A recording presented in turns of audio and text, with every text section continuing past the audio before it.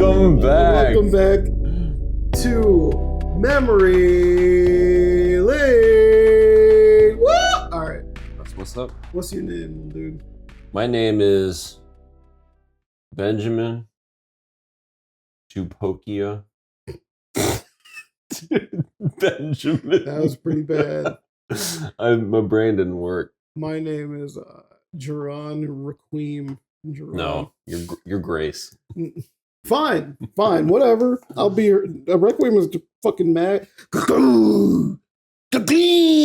the name of the gun, right? Yeah. Glam! Is it the first gun that the Requiem gun was in? First game that the Requiem gun was in? Yeah.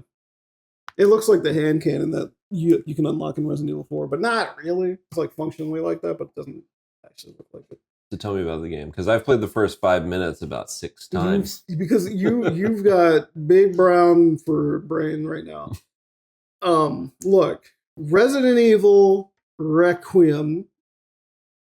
Some may call it Resident Evil 9. I mean, that's what it is. The little Q flashes a 9 sometimes. You're not well. Look. You're just not well. Are you one of the fucking street sharks? What's going on? Look at this. It sounds like I'm drunk. It sounds like I'm crazy. But look, Requiem is really fucking good. I've seen only good things about it. I was between, do I get the PC or do I get the Switch 2? And I was hearing a lot of good things about the Switch 2 version, and I wanted to see it. And so I was like, I'll commit. I got the Switch 2 version. Yeah, I know you. I bought the game on Nintendo Game Switch 2. I might buy it again on PC just to have it on both when it goes on sale. Yeah, which they do. They go on sale pretty frequently. And pretty steeply. I have all the mainline games besides Code Veronica and the original classic games on Steam. I want that list to be complete. Right. But yeah, you got big brown for brain too. That's fine. Like I said, I'm waiting for a sale. I know somebody that already spent $140 to get the game twice because it didn't like how it ran on. And no, he's not referring to me. It's not you. Yeah. But look, I'm telling you, the game fucking nice as hell. Playing as Grace, like default first person. You can flip to third person if you want, whatever. Did you play first person? Yeah, I played it. If the section was in first person, I played it in first person. The only thing I changed is I mean the beginning of the game is third person. So I guess there's certain sections that are third person. When you said if the game is in first person, I played it. Do you not know how the game works? You switch back and forth. Leon is in third person by default. Always? Always. Oh, okay. Yeah. But you can also play him in first person, which I didn't. I tried for like literally a second. And you're like, this is weird. And I was like, I have no spatial awareness because you're fighting when you're Leon. Leon's the big fighter guy. Leon's action game, like Resident Evil 4 and onward kind of style gameplay. Grace is like straight up survival horror gameplay, puzzle, more focus on puzzles, more focus on. But the Resident Evil games have been that, haven't they? Resident Evil 1, 2. Resident Evil 1 is like that. Resident Evil 2 and 3. You have a little bit more to defend yourself with, as does Grace. And then 4, 5, 6 are pure action games. Right. And then 7 went back to like this game is more like 7, where you're in first person. 7. It's in the dark. Enemies kind of come at you. You have to decide if you're going to fight them or not. And it's a lot of fun. Like, goddamn, they're fucking I might be able to do this whole thing about it, but I'm not going to do it. But I hate using buzzword like stuff, so I'm trying to think of other words. Game feel? Was this not game feel? But I was going to say they nailed it. They really got the sense of Resident Evil being a silly series that also has serious things in it, right? And they managed to make the serious shit work, right, really well, to the point where I'm not going to spoil anything, but at the point where when the silly stuff is happening, they have a way of like kind of winking at you and being like, actually, no, we're going to be earnest about this. Like, our feet are on the ground here. Don't worry about it. And I was the times that I'm thinking about when that happened, I was like, God damn, this is probably the most like earnest, well-meaning Resident Evil game I've ever played. And I was really happy about it. It's kind of growing up a little. Yeah, somewhat. it it respects the games that came before it, even the ones that people don't like. And then it Which ones do people not like? Like 5 8. and 6? Not 8. Why did I say 8? 6. People love 6 specifically. love 8. Yeah, Yeah, 6 is the one that people are always like delete. Mhm. 6 is the one that has 3 stories. 6 is the one that has 3 characters, but actually 4 because you unlock a 4th one. Right. And it's way too long. I see. Yeah.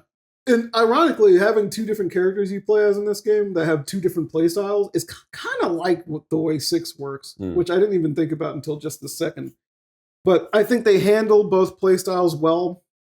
I've seen some reviews say they're off balance, but I think what it really is the one you play last feels like the one you've spent the longest with, because the one you play first is the one you play first. They balance it in a way. I don't want to, like I said. Isn't Grace the one you play first? Grace you play as first. Yeah. And some things happen in the game, but they both get kind of equal share. Yeah. Of video game, in my opinion. I do wish that Grace got to have a game to herself.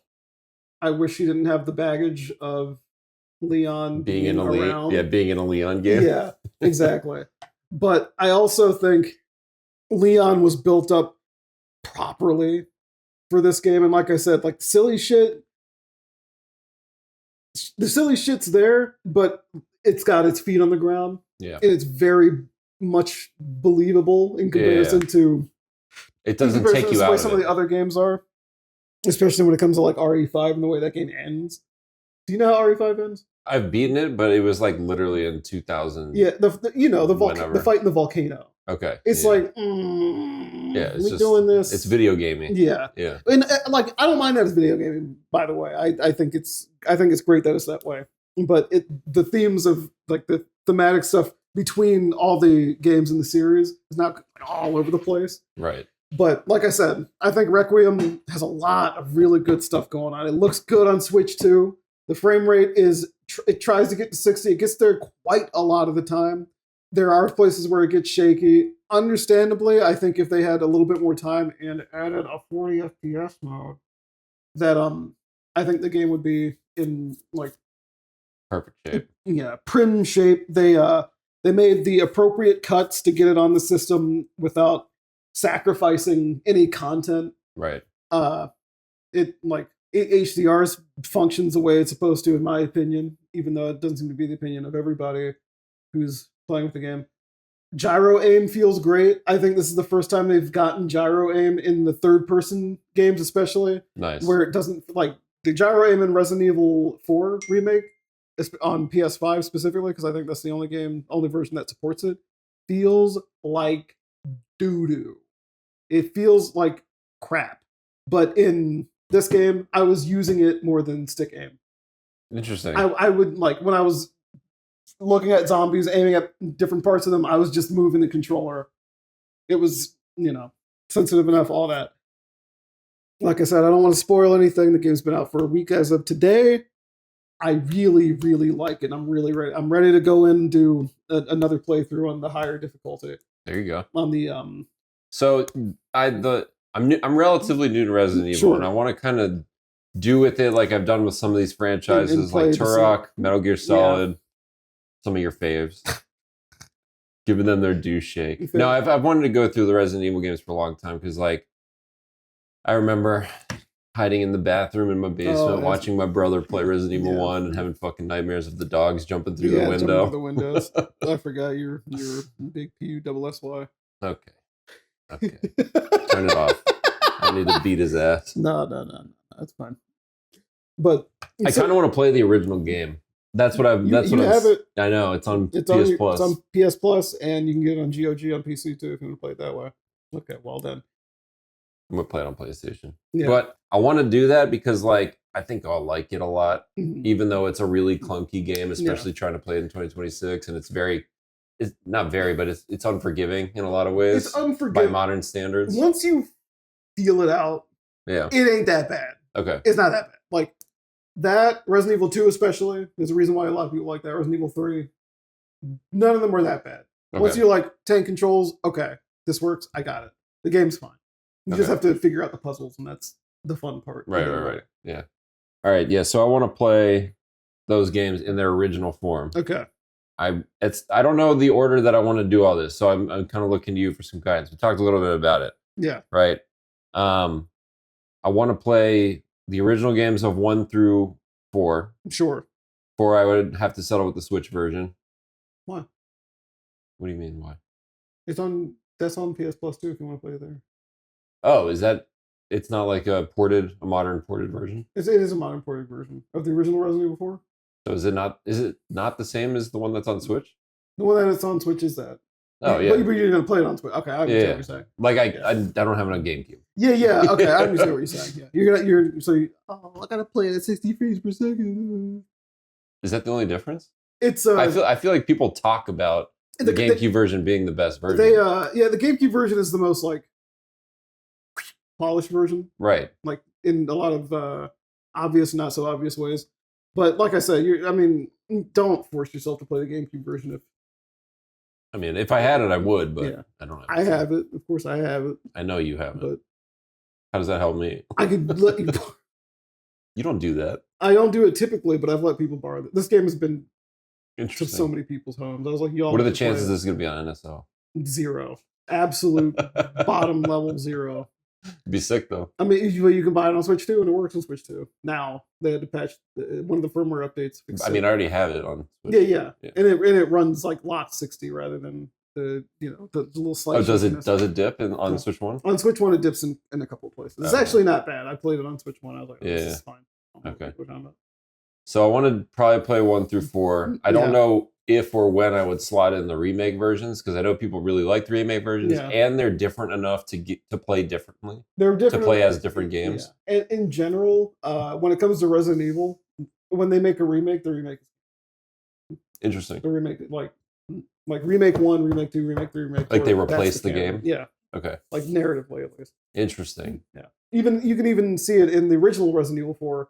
They in the intro they use a little bit of footage from cutscenes from each of the games, and the stuff they use for Resident Evil 1 is remake.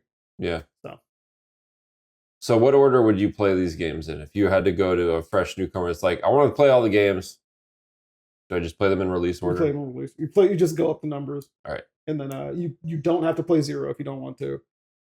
Okay. You don't have to play 6.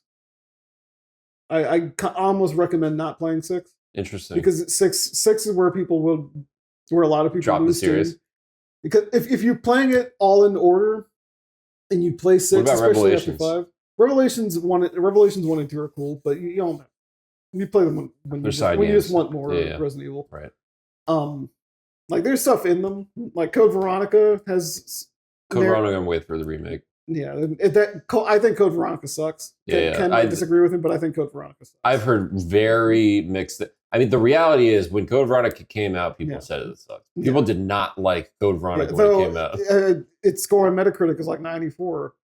I know, but everyone that I know in real life that touched that game when it came out was like, "This is not what I wanted. This is not nice." It's not the full step forward that it could have been. It was a Dreamcast game, but they keep talking about remaking it, right? People keep talking about remaking it. Capcom doesn't say it. Oh, okay. But they haven't alluded to it at all. But for the sake of the narrative, that game fucking needs it. Did you see the idea that they were going to remake RE1 again? Yeah, I did see that. And I've even imagined what that would look like. Yeah. Like they could do it and they would just play like RE2 remake with the new remix. Yeah, exactly. I'm like, okay, that's fine. Behind the camera or behind the shoulder. And I think Jill needs another game because these remakes are very like Leon leaning because they're two of his games. Right. And then RE3 remake is like cut 9. down. Yeah. So, in fact, at the beginning of Resident Evil 6, well, not even the beginning, but you can see Leon's license plate. It says ND9642 because of the games that he's in. Like, that's funny. 924? That's a different person altogether. My phone went off. But so just release order including remix. Go through the history. And skip 6. Just skip 6. Don't play Code Veronica unless there's a remake. Yeah. Everything else, like any of the other games, Because like for 9, Outbreak is relevant. What is Outbreak? They're the PS2 online Resident Evil games. I mean, I can just look that up. That's what I'm saying. Like, there isn't really much you can do to play them the way they were. You can play them alone. It's like it's completely possible, but why bother? You don't need to do that. Right. I will say, once you get to like RE4, just consider what you want to do. You can. 5 is an important game, but you have to. I'd recommend playing that in co-op. Yeah. Which is how I played it originally. Yeah, there you go. Oh yeah, so I just don't. I literally don't remember a single thing about that game, funny. Okay. Other than like there's one screen that was sort of etched into my mind, and it was a point where I was like, "This isn't really what I expected." Yeah, I'm sure. I can think of. Yeah, I was like in a cave. I was like, "This game's kind of just Tomb Raider." Yeah, the game is like the horror elements are mostly front loaded, and then it goes to like stupid cartoon action game pretty quick. Yeah. Which is fine. That's what the games were doing at that point. But yeah, I don't think the game's bad by any means, though. I really like the game. The real question is, what do they call Resident Evil 7 in Japan? They call Resident Evil 7 Biohazard Resident Evil. In the Biohazard logo. Really? In the Z, the 7. So it's the only one that's called Resident Evil? It's the only one that's called Resident Evil, yeah. That's really funny. And that's why our Ours is the only one that's called Biohazard? Yeah. Because it was meant to like revitalize the series after... Almost like a fresh start. A fresh start, exactly. After the fuck up of 6. And not that 6 was a successful game, but the opinion of the series was probably at the lowest it had been at that point. Because like 5 and 6 sold a lot just by the nature of them being co-op games. But yeah, so Resident... in fact, I want Biohazard logo. You want to pull up the Biohazard Resident Evil logo? You can see the 7 in the Z. Because our version, the 7 is in the VIL, you know? Yeah. That's really funny. Yeah. Biohazard, Resident Evil, and then Resident Evil, Biohazard. Which, both titles being reversed make complete sense in the context of that game. Like what it's doing? Because you're like, if you want to call it Resident Evil, you're in a house. This is literally an evil residence. And the residents who live there are evil, and it's funny by the appearance. Or Biohazard, they're all like mold people, like disgusting mold shit. Right. So it's like, well, all right, the whole thing is a biohazard. It makes complete sense. Nominative determinism. Yeah. Wow. Binomial nomenclature. Yeah. What the fuck did you just say that? I was gonna give you a reason, but that reason was not meant to be recorded, so never mind. You gotta say it now. No, I don't. I really don't. So yeah, these games are fucking cool, man. I can't believe it.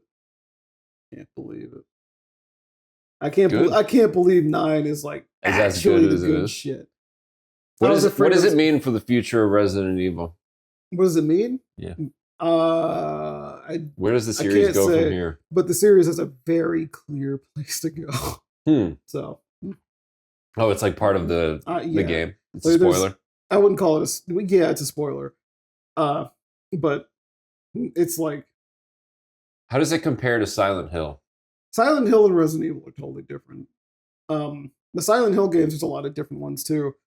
Those games are like slower paced.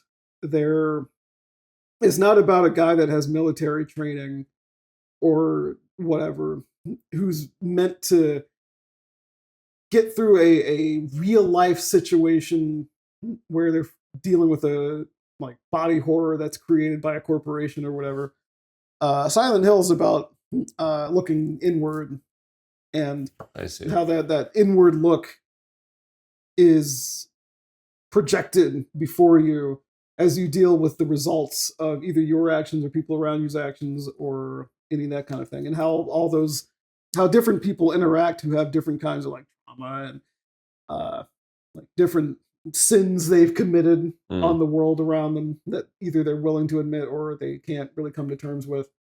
It's how they deal with all of this shit as they go through their own Silent Hill, whether it's the actual Silent Hill that's in the first couple of games or it's their own personal one, like in because it's kind of like a pocket dimension, like Silent Hill F.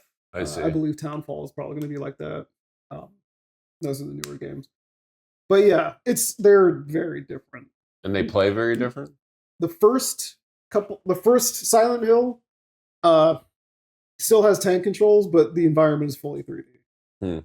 They you still, you deal with an inventory, you do puzzles and shit like that. That's kind of a staple of these kind of games. But like Silent Hill 1, 2, and 3, at least, have a lot of melee combat when it comes to combat, and the combat's like real jank. But it's on purpose because you're playing with somebody that can't fight or anything. You're kind of running through bigger spaces, just running through the fog to get to the next place in town. Sometimes there's a lot of like contemplative moments, and I mean there is a bunch of silly stuff in Silent Hill, but it's not outside of like the few Easter egg things like special endings and whatnot. It's not like hee hee ha ha silly. It's like the absurdity of dealing with a certain mental block and how there are enemies that will, or monsters, whatever, like even like Pyramid Head or Pyramid Thing as he really is.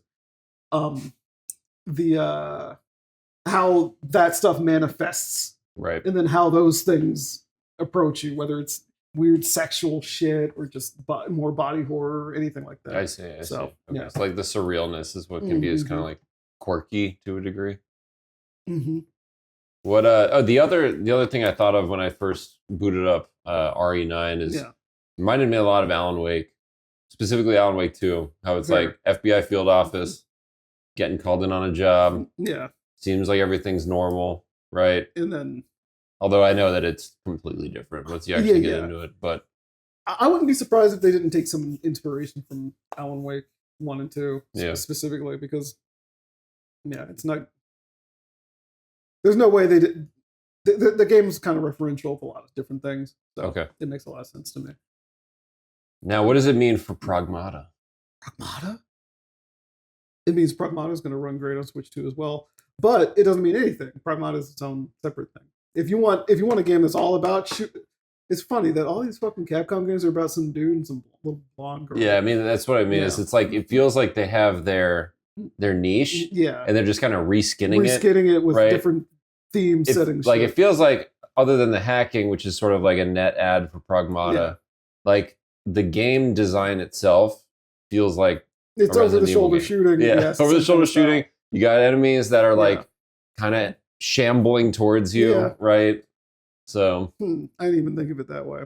But I think at the same time, Pragmata has a lot of stuff that leans to it being more of like a score attack game. Right.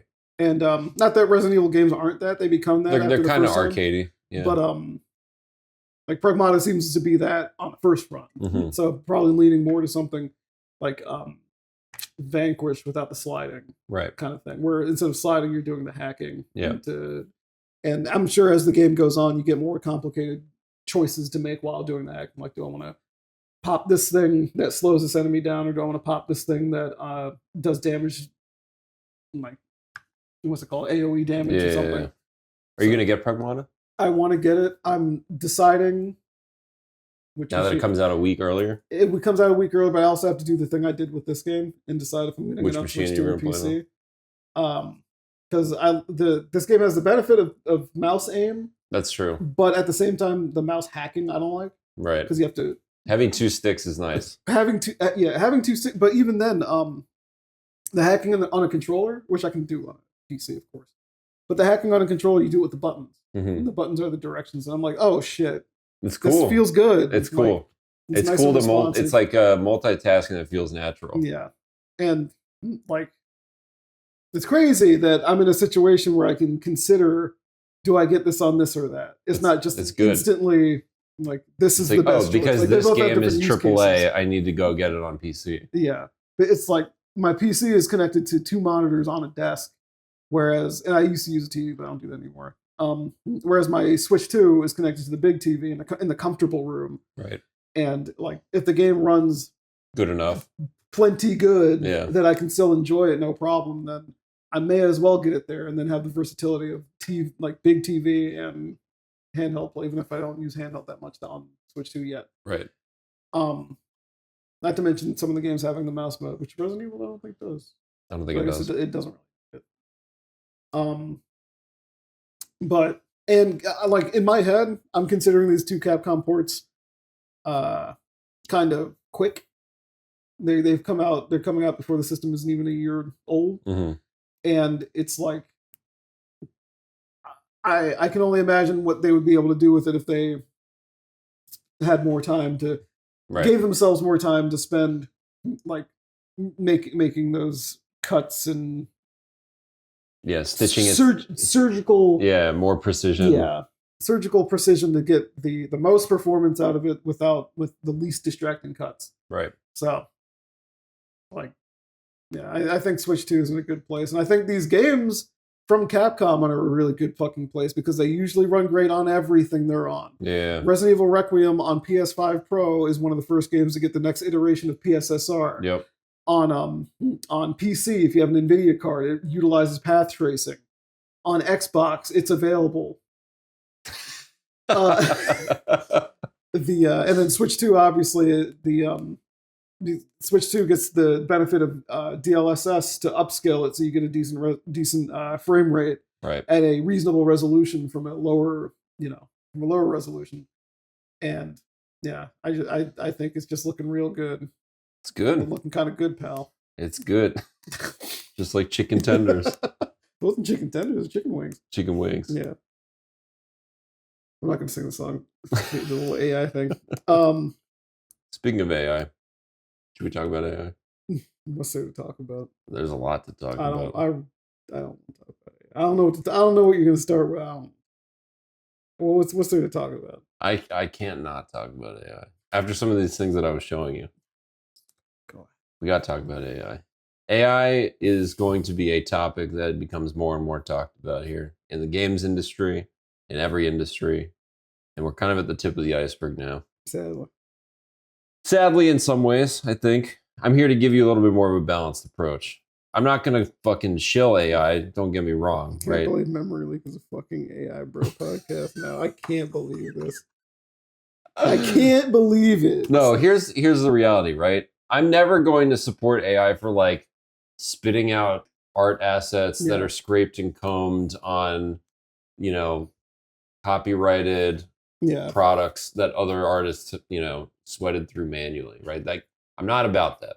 I'm not about Google pumping out, what was it called? Lyra, so you can just spin up whatever songs you want from scratch. Like, that's weird to me, right? That's ridiculous. Even if there's shit that's like, that people would be like, oh, but it's catchy. It's like, oh, but it's like, I don't like that, right? Like, the whole point of like music is like genuine human expression. And like offloading that and clicking the easy button and having something like throw something up at you leaves a very bad taste in my mouth. I can't believe all this shit is being made by these dudes that fucking cheated their entire fucking lives. Yeah. Like, I can't. So let me just lead with that, right?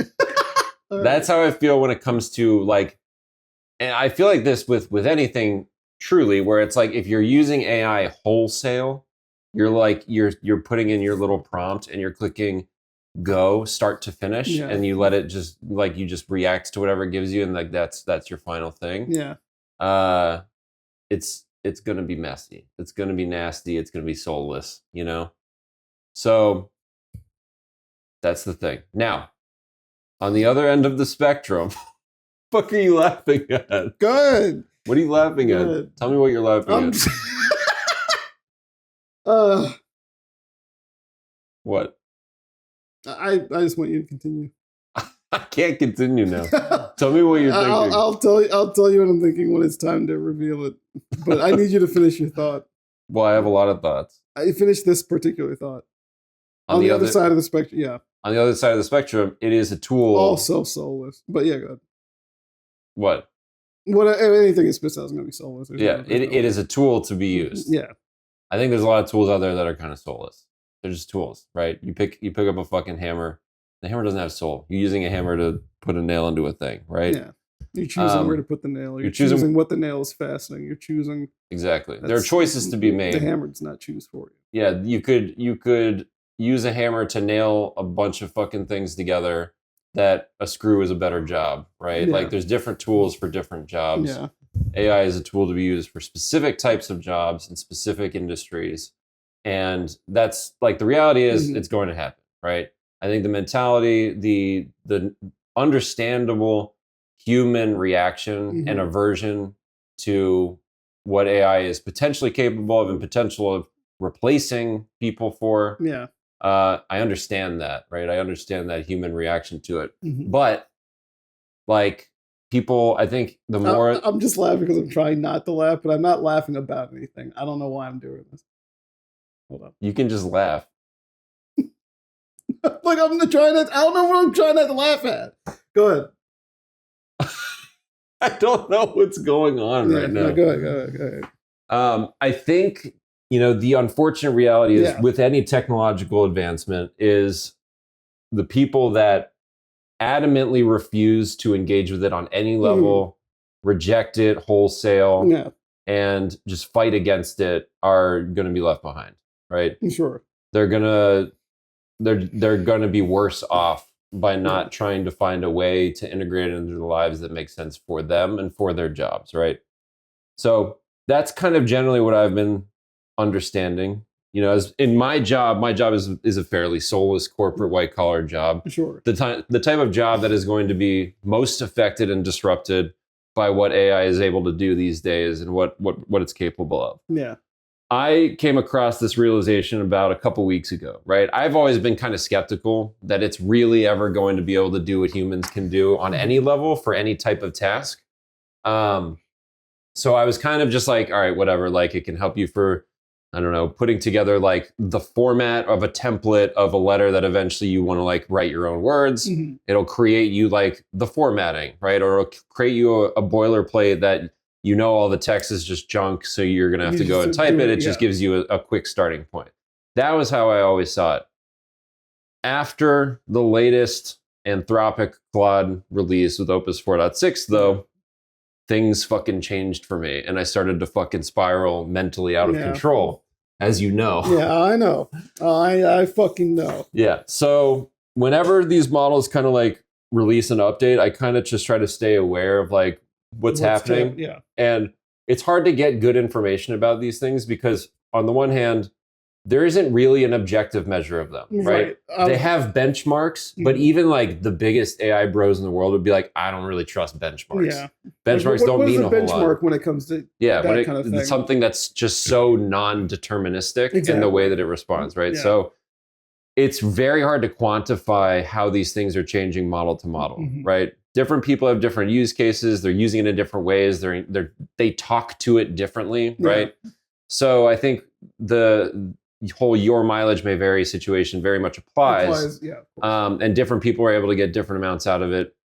Now, I'm not going to talk about anything in terms of like using it for therapy or what, like dating it or like having it be your best friend. If you're doing that shit, you need a doctor, a real doctor, not AI. This is something I'm just simply not qualified or the right person to comment on this. I'm not qualified, but I am the right person. I'm not going to talk about this. But I'm going to talk about it from the point of view of like soulless corporate jobs and then how I view the extension into something like the video game industry. I'm not even going to entertain it because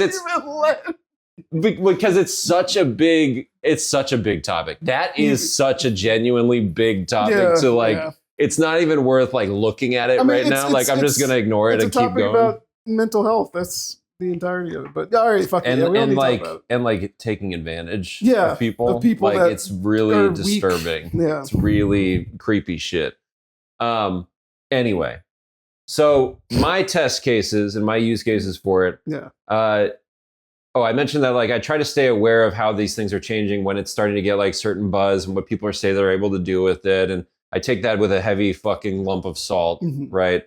One of the use cases that I've always been kind of curious about is like standing up a private server. Sure, yeah. So Ragnarok Online, 2001 game, nobody fucking plays it anymore. One of the grindiest Korean, the classic Korean MMO issue. Of like whatever, right?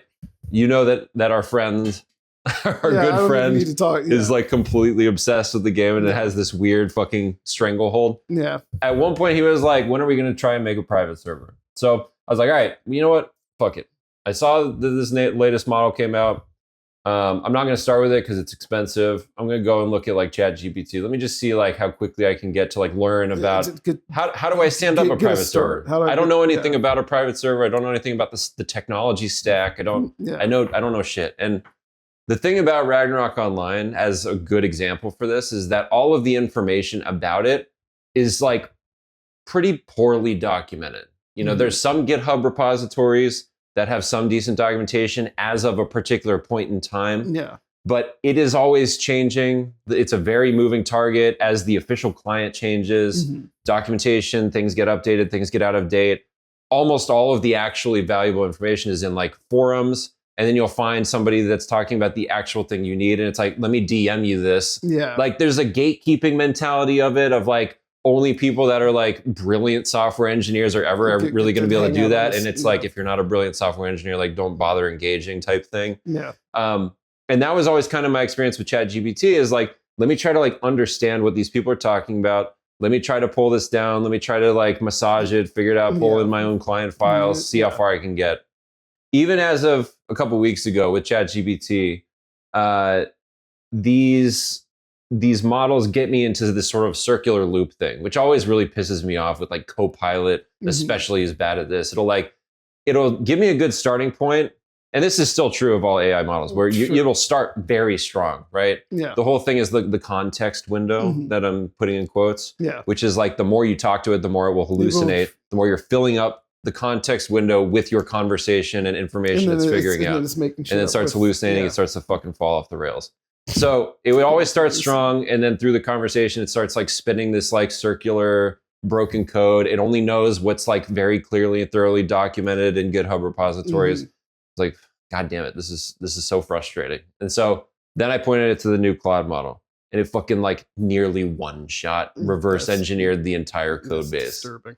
It pulled everything that it needed together. It was like, well, let me go and figure this out. And it was like, I pointed it at the repository because with Claude, it has this mode called co-work where you can point it on your computer to a directory and say, you have access to this directory, do whatever you want, create files, run files, like this is your little space, do whatever you need to do. And so when I had the GitHub repository for this Ragnarok Online private server client that at this point was completely broken, couldn't launch, couldn't do shit.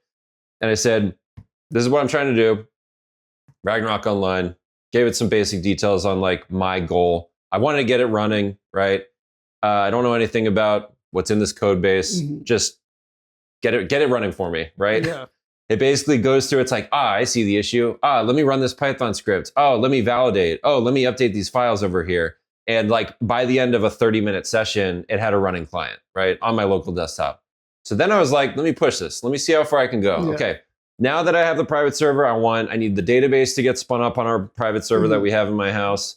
I need a web server, right? So that I can start sending it out to other people. I need the full stack, right? And it was like, here are the 5 steps you got to do. And it was like prompting me questions back, which I've never seen ChatGPT do. It's like, which of these things are you trying to do? Explain, what are you using this version? Are you using this? Like, give me a little bit more details so I have something to go on. And it basically spun up a very comprehensive markdown document with clear steps because it knew I was stupid as shit to like get all these things done. Yeah. And by the end of a couple hours, I had a fully functioning Ragnarok Online private server running from my house. Disturbing. The next step that I did, I said, let me take this desktop client. Let me go look at this broken half created project that got cease and desisted. Yeah, that's the one I thought you were to move this desktop client into browser, right? So now nobody needs a desktop client. You go to this specific website that I'm not going to say here, and you can just play it. You can play it, it'll resize, it'll do all the things, it'll figure it out. Basically said, move this into a browser, modernize it, give me all the bells and whistles. And it fucking did it. It fucking did it, and it had control of Chrome, right? Because that's one of the extensions it can do. It can open its own Chrome tab. It can look at anything that's rendered, right? It's not doesn't even need the code from an HTML or CSS perspective, which it can also do. It'll take screenshots. It looks at it, takes screenshots, it zooms in, figures out what text boxes say. It sees error messages, it reverse engineers it. By the end of the session, we now have functioning web client version of this. So it's like, it's good enough. It's genuinely now like working with another person where it might mess up, it might make mistakes, it might give you something that's semi-broken. If you have a conversation with it that's too long and you don't divert the context to a new window, it'll start to fuck up, right? But it's not that different from working with somebody overseas or working with somebody next to you that's like a junior engineer, and they're like, I think let's try this. Let's try this method. Let me try and build some of these scripts over here. Try running it. Let me see what happens. You run it, maybe it breaks, maybe it gives you unintended behavior. You tell that, it's like, oh, let me figure out why that happened. Yeah. Scans back through the code, finds immediately the issue, and it fixes it, and you're off to the races. Yeah. So my mind's pretty fucked up over the last couple weeks. I think the white collar world is going to very much evolve overnight at a speed we've never seen technological advancement. I have reached limits with it, within outside of the realm of games, right? Sure, I've been taking this and running with it in my corporate job, figuring out what we can do to apply to it. We're not going to be cutting any jobs because of it, I assure you. At my company, it's a very human, it's a very human first company. It's more just about how do we enable each person in our company to be more efficient, be able to do more, less reliance on these enterprise software vendors. On the outside. The biggest point of disruption that we're going to see in like large companies is the level playing field of these enterprise grade software solutions that kind of suck ass to use. Yeah. Right? If anybody's worked in a big company before, you've probably worked with something like Salesforce or ServiceNow, and it's like, anytime one of these things gets implemented at a company, they're like taking all the things that the company wants to do and how they want to run their company and do their things on a day-to-day basis, and having to shoving these square pegs into these round holes and like slamming it through with a $3 million, a $30 million contract and saying, you got to use our shit because it's you don't have to spend your time building your own. You don't have to spend your time doing whatever. That shit's going to stop real quick. Those companies are by far going to be the most affected. People are going to be able to take charge of their destiny, build kind of their own software to a large degree. Software engineers are still going to be needed, right? I talked about the limits of AI. The two big things that I've found, right? The context window is a big one. So the more complex the project you want to do, the less likely you are to get it done well. Right? Sure. Because you need more context. You need more visibility, more integration that it needs to keep aware of and manage. More situations where something could just break, so doing that really well is really hard for AI. You need a human there to be like, these are the things to keep in mind. Let me redirect you. Let me spin off how I'm using this tool to do it more effectively. Don't delete the whole fucking server just to do what you want. Exactly. That kind of shit. The shit I see of like databases getting deleted. The head of Meta's like AI safety like had her entire inbox deleted. I'm just like, dude, what are these people doing? Like they're really like doing the wrong tool for the right thing is sort of like was my original point, right? But it's going to enable people to do things into code software at to a degree that they never could have done before. The other thing that it can't do very well is like the quality of the code that it writes is still like probably it's not as to the same degree as a really senior expert level software engineer is going to write. A senior level software engineer sort of has a very good idea of like the most optimized, efficient ways of developing something. How to get to something without how to get from point A to B. So they can do that very quickly, right? A junior engineer cannot really do that very quickly. They're going to have to screw it up a few times. And I unfortunately think junior engineers in the software engineering world are probably the most at risk. If I was somebody graduating college with a degree in computer science, I would be nervous, like admittedly so. I would need to kind of figure out what else can I do. I think Renaissance type people in the software engineering world that can also be like product managers and have a vision of like what software should be able to do, right? I think those are all going to be very important skills rather than just I'm the best at technically coding things, right? So I think the skill sets that the human is doing and getting involved with is going to evolve a little bit. Again, I think there's room for improvement for the quality of the code. It writes very verbose code, somewhat inefficient code. It will get the code done, right? It will eventually get to the point where something works and does what the person wanted it to do. But it might not be the most efficient, right? So I'm going off on a little bit of a tangent here, but I'm going to bring it back, right? So what does this mean for games? What are these realizations and these revelations I've been having for games? I think there's a few things, right? First off, I think more people can make games. More people can get games made. Sure. People that have the ideas, they can spit it into AI, and they can at least get a much better starting point when the barrier for entry has been, I would say, quite high. The barrier of entry is pretty high. Even though we have things like, you can just go download Unreal Engine. It's free until you make $1 million. Yeah. You can go download RPG Maker. You can download Game Maker. But it's still a high barrier. Like, you don't know how to use these tools. Using a visual GUI, they exist, thankfully, but it's still very limiting. Like yeah. It's learning and it's complex. Like coding, literally. So like typing in what you need. And I think learning these tools and software has also been a very challenging thing, right? It's like if you even want to learn Unreal, the time investment to do that is very high. You have to watch hours and hours of videos. You got to read through manuals, right? Yeah. I think one opportunity AI has is to help explain interfaces better, right? I think one of the things that I've always struggled with over even my career in data and analytics is like, what's going to happen if I click this button? What's going to happen if I'm in this technology and I click this button? Because in my head, I think this is going to happen. Can you confirm this? Can you help me understand what this is doing? Help me understand these concepts, right?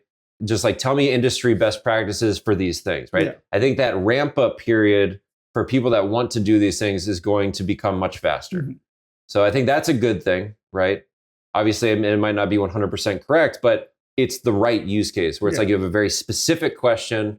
It's not a ton of text. It's not a ton for the AI agent to think about. Those are the things that it's getting very, very good at, right? These latest models, it's like a 98% precision rate with a small context window. So that type of thing I think is really good. Again, I think creating a starting point where it's like if you want to create a prototype and then eventually onboard or partner with somebody that's a software engineer to be like, I need help optimizing it, make this into, right? You've got the vision. You're able to showcase what you want, right? From a creative perspective. And then you can have somebody help you actually build it like for real. So I think that's exciting. I think that's cool.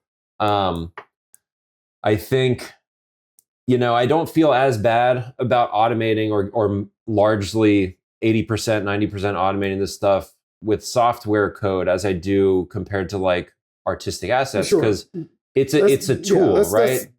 Software engineering is the act of using tools, right? It's not a creative endeavor. Like there's the argument that like, yes, the way somebody writes code might be personalized and you might know if somebody wrote code because of the way that it's written. But at the end of the day, like the end product is completely obfuscated from that, right? Like the quality of the code, the way that it's written does not come through in the end product. At the end of the day. Whatever it spits out in general, the user is not going to be able to check that unless, Yeah, they're not going to know unless they're informed. Unless it's broken or it's running better, right? That's all it comes down to. It comes down to the intent and the vision at the end of the day. Much more so than I think like music or paintings or sculpting or any kind of actual like creative endeavor where it's human expression is the point, right? It's not a means to the end. So I think that's a big deal. I think there's two other analogies that I was thinking about, right? I think going back to my thing about enterprise software, these large stacks that every company in the world basically is forced to use because of the cost to try to do something like that for themselves. I view that similarly to game engines. Right now, I think a lot of indie developers or even large developers to a big degree don't have the time, the money, the resources to build their own engine and maintain it over time. At this point, not. There's not many of them. RE Engine is one. Square Enix has Square Enix has, what the fuck is it called? It's got a name. I forget what the fuck they're it's the something light engine. I can't remember. But they don't even use it for a lot of their games. They use it for a lot of stuff. They didn't use it for FF7 Remake or Rebirth. Yeah, those are on Unreal. Unreal 4, in fact. Right.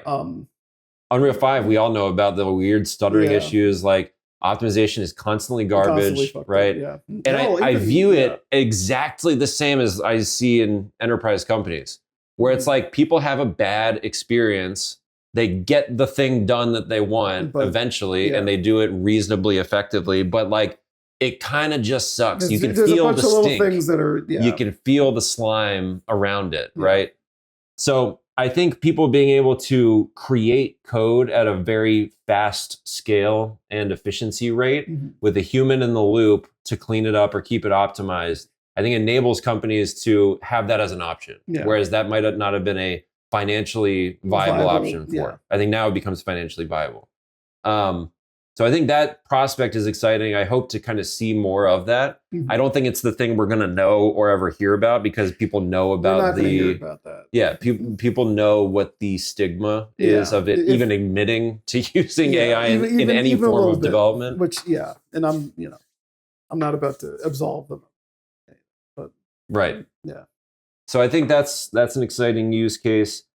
I also think about it like, Unreal. If somebody were to build their game in Fortnite, you kind of know if it's been built in Fortnite, right? You kind of know if it's been built in Unreal. Like it. Yeah, it smells like it, but you know what I mean. Yeah. Like Alan Wake built in Fortnite is it's Alan Wake built in Fortnite. Yeah. That's kind of how I view like people that are that don't know any better and don't really have the discerning eye to use AI effectively. They're gonna like try to one-shot games with AI, and it's gonna look like Alan Wake and Fortnite. You know what I mean? Like, I know exactly. You're just gonna know, because you're not using the right skill sets or the right tools for the specific jobs that you're trying to get done. It's gonna feel like playing Tekken and Roblox.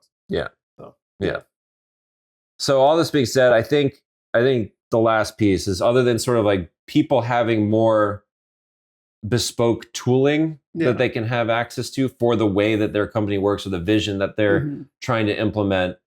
I think the time it takes to make games actually is going to go down if people kind of start to leverage these technologies in an intentional and thoughtful way. Whereas, we were saying when Nintendo even comes out and be like, games are going to take longer to make, even like the games of our kind of scope, which are not like massive open world GTA 6 style games. We're not making Elder Scrolls 6. They're making very specific games. General, there's some games obviously that do that, but two of them Xenoblade maybe. But I didn't even think about Xenoblade too. So there's like 6 games to think of. Yeah, but when even they're coming out and being like, games are going to take 6-7 years to make, this is maybe an option to not have to take 6 or 7 years, or cost over $1 billion to make a game. So it's like software engineering, code, methods, the way it all works, best practices. It's a very well documented thing that's relatively binary and easy to test, right? And which it makes software engineering and code kind of the perfect thing for AI to assist. To have a part in. Yeah, for AI to assist, make you more efficient, make you scale faster. So I think there's a very exciting, positive way to use these advancements in AI. I think it's going to come with the double-edged sword of like this nasty shit that people are going to try to use it for. But I think it's the reality of the future. I think people are going to want to adopt these tools in a positive way and have kind of that social contract with their folks. Again, I think if it's used in an intentional, thoughtful way, people won't even know that it was used at all, right? Which I think is the idea. It makes the people element more efficient. I don't have to sit here and like write every single letter of code that I'm typing into the system. You skip certain steps that really. And people make mistakes, right? AI makes mistakes, but I think the combination of the way these two things make mistakes can synergize and go faster. I think, I one of the things I was thinking when you were saying that is like using AI as a tool. That's great, and in general, I think the majority of people realistically are actually pretty trustworthy, and either they'll tell you that they use it, or they'll use it in a way that doesn't completely ruin the human expression element of it, whether it's through the way the tools are built or the way way an artwork is created, whoever. But I do think I don't trust those like 5% of people that are going to go so far with certain things that it kind of fucks it up for literally everybody who's doing it. I mean, it's already happening. It is happening. What does concern me is that the practices of those who get a lot of attention or do it in a conniving way or do it in they take full advantage of it without any consideration of like a human cost or anything like that. I'm afraid their practices are going to become the standard for a lot of the way it goes. It's possible. I mean, that's possible for every industry in the world. That's what I'm saying. Yeah. And this being fresh and new, and I'm like alive for it for the beginning of it. That's one of the concerns I have. I don't want to be the I don't mean this politically, but the conservative like old dude that's like, no, it can't change, but at the same time, I think the kind of improvements I want to see are not like the same as what AI is potentially providing.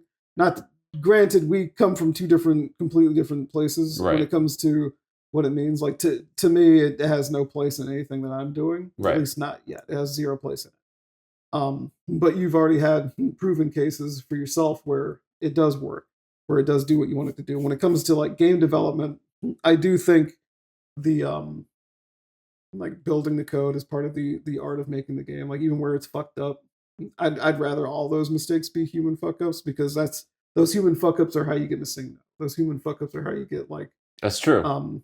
Get certain kinds of like, I don't know, BXR in Halo 2. Right.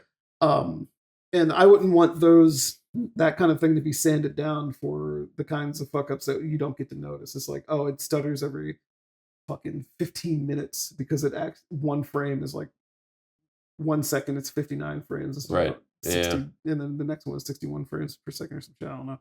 But well, and again, I think it comes down to using it for the right thing. Yeah. Right? And that's like that's the important there's part. ways to containerize the code as well. Yeah. Where it's like, I want it to just sort of run this sort of engine layer. Yeah. Whereas I'm going to go and like make these custom elements to it and like put the human expression piece on it, right? The game design piece of it, which is I think the human expression piece of making a game. And like I wouldn't want it to go and like do the balancing of anything, right? I wouldn't want it to design what are the weapons that are going to be in it, right? I don't even want that shit to design a control scheme. I don't want it to do any of that shit. It doesn't have hands. Exactly. But like this kind of thing is actually one of those things where I'm kind of like on the opposite end. This is kind of why you let me try it. But I'm like, people should try shooting a gun. This is like, I'm thinking of it because of the conversation. That's a dark left turn. I know, but I think people need to see how easy it is to kill people. How easy it is to use one of those things. Because once you know, like, I'm sure there are people out there that kind of don't understand, maybe even you, I don't know, don't understand that using a gun is really, really easy. And the force that it projects is so destructive. But the way they're designed is in such a way that you don't even feel the brunt of it. Like, it's so, I'm not saying you should kill people. Let me get that straight real quick. I'm saying it's so impersonal, it's so distant, it's so cold that when I think of people that use a gun to solve their problem, I'm actually kind of like including soldiers and shit like that too, even though that's just what they have to do. It's not their fault, it's their leadership's fault because they're using them as a proxy for their own shit. But I think it's so cold, so impersonal that it doesn't solve any problem. It's just an easy way to escape a problem. And like in some places that's necessary. Like say you have a home invader, you don't I'm not interested in having a conversation with someone that's in my house, taking my shit, hurting my people, whatever. Right. Fuck that. Boom, you're dead. But if you're like stand your ground, state. Yeah. Oh my god. But if like fine. But oh shit, my name's on this. But if you're in a situation where you're dead. Thinking about how fucking crazy that is. If you're in a situation where like you're mad at someone, like a road rage situation, right? And you draw a gun on them because they fucking cut you off in traffic, it might be the most efficient way to get rid of them, I guess, but at what cost? you're you're ending a person's life, or at least brutally furious. You might be mortally wounding them, right? Just because you got a little mad one time. You're using essentially the nuclear option that you have in your holster to deal with it. And in that particular case, bringing it back to AI, game development, all that kind of thing, I think there are some of these dudes, some of these leaders that run these companies, especially, that will see this as an option and just be like, oh, this makes the whole thing easy, without even thinking about how it affects the people that already work for them, how it affects the end product, how it affects the people. That is very true. And they're just like, but what's the problem? The game's out and it works, but then you try to explain it to them, and it's like, this script doesn't make sense. This gameplay is boring as fuck. It works. It's shiny and glittery, and the graphics look technically nice, I guess, but there's no art to it. This shit is called Call of Duty Black Ops 7, and it came out a year later from the one before it. And whether the script was written by AI, I don't know or not. All they did was dump shit that people already liked about, like Black Ops 2. Yeah, they trained a model on like Black Ops 1 through 6 and said spit out a new one. And it spit out something so crazy. They had to contextualize it as like a drug, like being drugged by this character. But then I've watched people talk about the whole game and the end game. I'm not the whole thing is not like a real fan. You go, but all it did was string together old multiplayer maps. Yeah. And then the last boss is like, you just fight some robots, and one of the robots ends up getting their shit angled back at the main antagonist, and she just says, well, and that no, you're getting exactly to the limits of AI. And AI cannot create something new. Yeah, right? Exactly. All it can do is recreate things that already exist. Regurgitate what already exists. Which is why, like, again, it's a similar thing going back to the context window. Yeah. If you want it to help you figure out a code block to do one specific thing, you know what you want it to do. You can't figure out or understand like why the syntax is wrong, why it's not giving you the input that you want. Yeah. Like, you write the thing and it's doing something completely different, and you've spent an hour trying to figure it out, and it will one-shot it for you. It's very good at that, right? Yeah. And let's be realistic here. Like, the person wants it to do this very specific thing. Yeah. And they can't even get it to work. I think that's fine. You know? I think that's fine. As a super spell check, essentially. Right. That's fine. Right. I think that's fine, especially if it gives you the ability to see how to make it work, and then it's like, oh, this is what I was fucking up, and then from there you continue do it, crafting whatever mechanic, whatever thing you're building. I think at the like what you were saying, it might make games cheaper to make, but then I wonder what's the cost of making them cheaper to make, because to the quality, to the quality, just to all the elements, the people that work on it, to the quality of the product, and to what ends up in the customer's hand and how they perceive it. It's like, do the customers get to pay less? Do the employees get paid more? Probably not.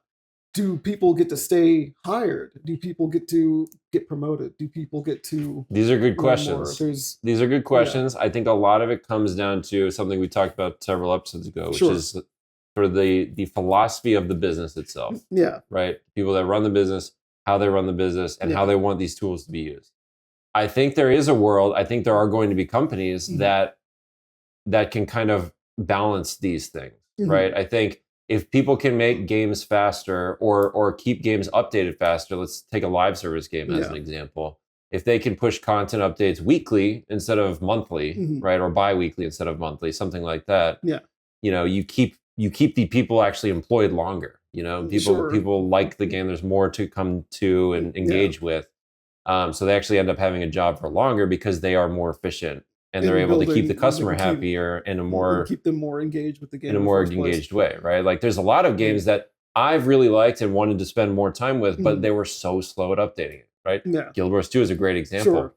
People complained every single expansion that It didn't have what the last expansion had. It didn't have the same parity of content. The code kept getting spaghettier and spaghettier. That's part of it kept getting nastier and nastier. Yeah. Everything was fucking broken all the time. Mm-hmm. I'm being disingenuous here. Sure. There were always something that was bugged or broken about a new class or a new skill because they were doing a cribbed version of Guild Wars 1's engine. So it was like a 30-year-old engine at that point. Yeah, it was like a hyper fucked up version of Guild Wars 1's engine.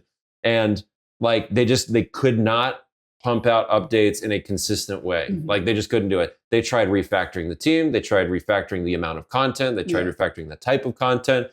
It always was disappointing. It was always left people wanting more. And I lament to think about like if they had something just to make themselves a little bit more efficient, a little bit crisper, a little bit cleaner with their releases, what it could have been. You know what I mean?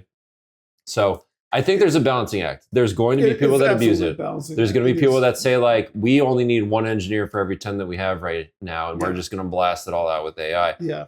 I think it's going to be clear to the consumer with the quality of the product. I need it to be. It needs to be, and I think you're going to know because again, like I don't think I have not seen evidence thus far that it's going to be able to reproduce the idea of like game design. Yeah, you know? it won't. It cannot create a new board game. Yeah.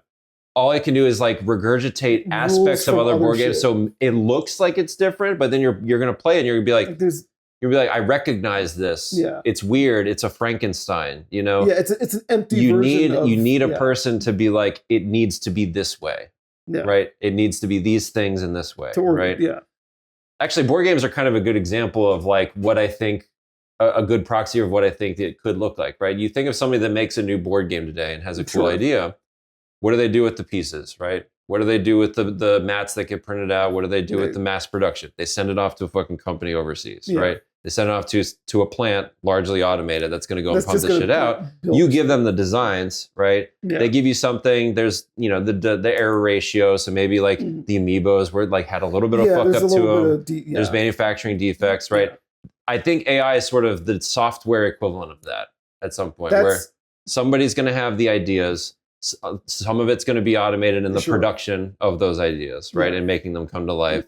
There's going to be there's going to be more time for people to go back and like look at these defects and be like, this is all kind of fucked up, and they can make the call like, I kind of like the charm of the defects, or they could go back and be like, this needs to be corrected. This is not the vision, right? I think there's an element of that too. You know? And I think, I understand what you're saying. And when it comes to using that in like a software environment or in any kind of creative thing, like repeating repetitive, right? Exactly. Stuff. Then, like if it's literally just repeating something you gave it, right, and it's doing it in a way that's it doesn't deviate too much from what you created by hand, that's not a big deal. I think there's a lot of stuff that already does that anyway, and I think people don't think one way or the other about it because it's like the factory worker that got replaced by the automation. What do they do now? I don't know, but like I wasn't there for that step either. But it's a step that happened. Yeah, it's a reality that we have to embrace. Exactly. There's nothing I can do about it. Right. So like I'm saying, this is the first time it feels like I can maybe not do something about it, if you know what I mean. But I am in the place where I can affect it even by a micron. And if it means I personally say I'm not going to use the stuff, and that mentality bleeds out to another person who decides the same thing, and I mean I've watched it happen once already, then that's like what I would like to do, because I kind of have to be all or nothing on this, like I said, because I have no effect on it.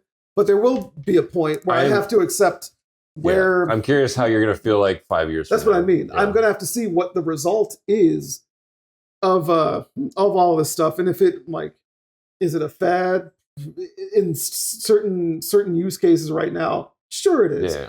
Is it here to stay in certain use cases? Sure it is. is it having a negative effect on the people that are not necessarily the people using it, but the people who are surrounding those that are using it? What kind of effect is it having on them? Is it having an effect on the environment? Is it having an effect on the this or that? And right now, it's having an effect on the people are being priced out of their own personal computer hardware. Right. People are being the environment's getting fucked up in ways that are and are not noticeable. And there are other elements at work here, and they're being used for war machines and shit like that, or like small soldiers. That's a different that's a different conversation. Different use case, and I completely agree with that. Yeah, I think there are a lot of different things that are not crystal clear when it comes to the use of these AI and AI models. No, you're completely right. That what the world looks like 5 years from now. Yeah, a lot of it depends on how much better they get. How much? Yeah. Are we maxed out? Maybe. Is it? I don't have a crystal ball. Right. Are we at the halfway point? Are we at the quarter-way point? Yeah. Are we just a one single step forward out of 100? Yeah. I don't have the answers to that. And what does it mean to when do we figure out the ethics for this kind of thing? Yeah. Even when I was taking design classes years ago, I'd take like ethics classes for this kind of stuff, just to because I'm even around it a little bit. Yeah. So it's like, when do we establish that? How do we regulate it? How do we figure out what's the appropriate use? How do we prevent it from being abused? How do we prevent it from causing problems? And then how do we use it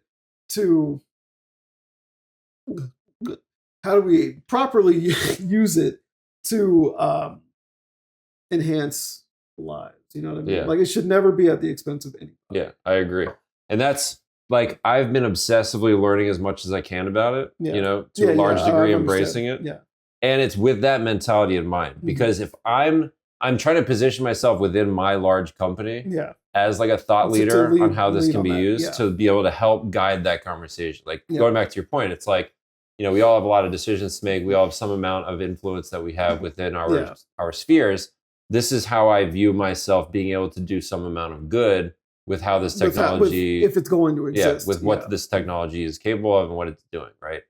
I know with 100% certainty, if I let the people in a different organization, the technology organization, lead that conversation, it's going to get real dirty, real nasty, real quick, right? So I know that my entire department, I know a lot of departments are very much in a blurry gray area right now in terms of what their future could look like. Yeah. And so it's scary, but my ultimate point here that I wanted to produce is a viewpoint of potential optimism for how this could go in the games industry in a way that makes both consumers and developers' lives improved. Yeah. The quality of life goes up. That's what I want. Games don't have to cost $1 billion. They don't have to take 10 years to come out. People's jobs can become more stable, right? If people are able to produce more games for cheaper in a shorter amount of time, then that probably evens out the sort of ups and downs of the high ramp of the life cycle, not knowing if it's going to sell well, right? If you can push different games out to different markets, more targeted, more frequently, those games could subsidize this other game that takes care of this other game. It's in my head. Just one last analogy or kind of whatever.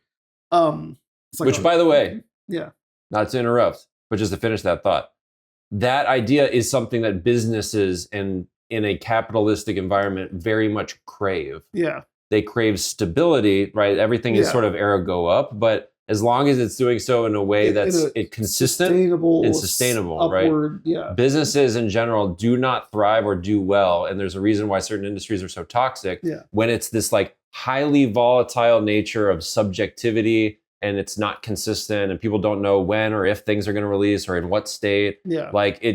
Everybody involved, their future is already kind of unknown to that degree, right? Every single project, it's I don't know what the fuck's going on. I don't know when this is going to happen. I don't know what people are deciding at the top. So, I think think there's room for improvement. That there's a there's an integration here that can help. It's like I was gonna say, like this is kind of like using a horse to get to where you're going. You could walk. Yeah. You could use the horse, or you could use the horse. Now, the person walking is going to take the longest, but the horse is not affected. The only thing that's affected is them in general. You can be this guy who takes care of this horse, who doesn't push it too hard, who takes its time and feeds it, does everything. The horse gets it to where it's going. The horse is happy. He's happy. The people around him are happy because the horse isn't going around shitting on everything and knocking shit over. It's not mad. It's not upset. Okay. And then you have another. Like you're whispering now. Yeah. And then you have the same horse, another scenario where somebody just wants to get them there as fast as they fucking can. Right. And in doing so, they abuse the horse. They beat the horse. The horse is losing weight. They're wondering why the horse is getting slower. They try to push it. The horse gets mad. The horse gets upset. The horse falls off a cliff. And they both die. There's a stinking, rotting horse and man sitting at the fucking bottom of the cliff, and that's just causing a problem. The horse didn't do anything. That's the plot of Resident Evil 9. No, it's not. But the horse in itself didn't do anything wrong. It did. Right. It did take away the need for the man to walk himself. Right. But it the horse lost his life. The man lost his life, certainly in that particular situation, and the environment around it is fucked up because now there's a dead horse and a dead man in it. You can be one of those horseback riders, or you can be the man walking. And like, if you're the man walking, just be prepared, be strong enough to keep walking. Right. And if you're the middle guy on the horse, good for you. You did it. Don't be that guy on the right. Yeah. Don't be. Well, it's on my right. But yeah, so that's how I feel about that. Cool. I think I exhausted all my thoughts. Yeah, that's fine. I just wanted to get it out there because like my brain has been on fire for like 3 weeks. 3 weeks, yeah. And so just like putting it out there, putting it out, what a hopeful prediction could look like. We can roll back the tape here in 3 to 5 years. Yeah. See how close. See if both of us survive. See if it's better. See if it's far worse. It could be a whole spectrum of options. We can ask Pierce how he feels about it. Actually, that's a good point. That's pretty funny. You're like, how do you feel about that's honestly been part of the scariest shit is that like the knowing and acknowledging that he's gonna grow up in a world that only has known full AI integration into like life. Yeah. Which is crazy to think about. Kyle Reese situation kind of on its way. Yes. Yeah. Yes. So he is the chosen one. Gotta send him back. Yeah.